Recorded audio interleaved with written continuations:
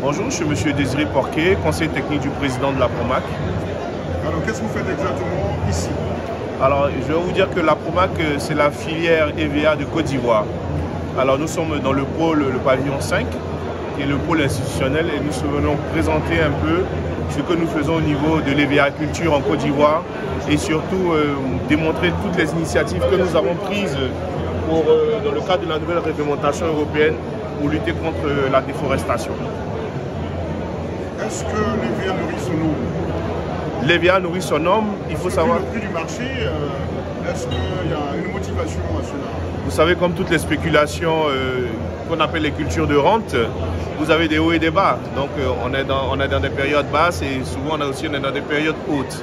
Et malgré tout, l'EVA nourrit son homme. Il faut savoir que la Côte d'Ivoire, c'est le premier producteur en Afrique de caoutchouc naturel.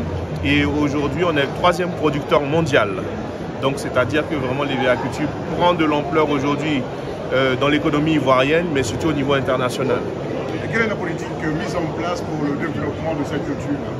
Vous intéressez les Ivoiriens ou les investisseurs étrangers qui seraient intéressés par l'opération? Écoutez, nous avons un très fort potentiel et un très fort dynamique. Aujourd'hui, beaucoup d'investisseurs de toutes les contrées du monde viennent investir. Il y a de la place pour installer des usines, pour pouvoir faire de la première transformation, notamment du caoutchouc granulé, mais non aussi de la place pour pouvoir faire des plantations. Voilà. Aujourd'hui, nous sommes dans la productivité à l'hectare. Nous avons des plants qui sont subventionnés par la filière. Donc lorsque vous voulez créer par exemple 1 hectare d'EVA, nous vous encourageons à faire de l'association de culture en faisant du vivrier et de l'EVA culture. Et nous subventionnons les plants lorsque vous voulez faire la plantation d'EVA, ce qui vous revient moins cher. Je voudrais savoir aussi aujourd'hui quel est le nombre d'hectares exploités en Côte d'Ivoire et quelle a été aussi la politique du gouvernement au niveau de la transformation. Alors, il faut savoir que le nombre d'hectares aujourd'hui avoisine à peu près un peu plus de 700 000 hectares qui est aujourd'hui exploité en Côte d'Ivoire. Mais pour l'État de Côte d'Ivoire, au niveau de la transformation, l'État a pris une ordonnance en 2019 pour justement accorder des mesures fiscales et des facilités d'investissement à tous ceux qui veulent entreprendre pour la transformation du caoutchouc naturel. Donc, tout investisseur qui aujourd'hui veut créer une usine en Côte d'Ivoire, nous avons une zone bien définie à lui accorder et il aura des avantages fiscaux justement à l'installation de cette usine-là.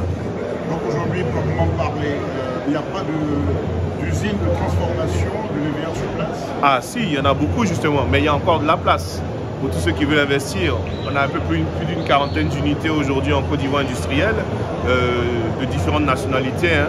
Voilà, on a des Français, des Belges, des Asiatiques aussi qui sont là, et peu tout le monde. Donc la Côte d'Ivoire est ouverte.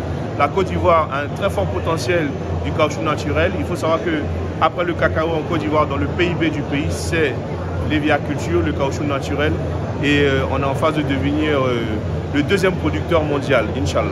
Quel est le message que vous pouvez porter aux Ivoiriens de la diaspora qui seraient peut-être intéressés par l'EVA culture? Déjà, de retourner chez eux au pays, d'avoir pris toutes les connaissances ici en Europe, d'avoir fait tout ce qu'ils veulent faire ici en Europe, mais de savoir qu'on est mieux que chez soi. Voilà, donc ils n'ont qu'à rentrer au pays. Le pays a besoin d'eux, le pays ne va pas se développer sans eux. On a besoin qu'ils viennent contribuer à ce dynamique que nous sommes en train de prendre en Côte d'Ivoire et je souhaite aussi qu'ils investissent dans l'EVA culture. Merci M. Porquet, ça a été une très belle rencontre. Merci beaucoup à vous.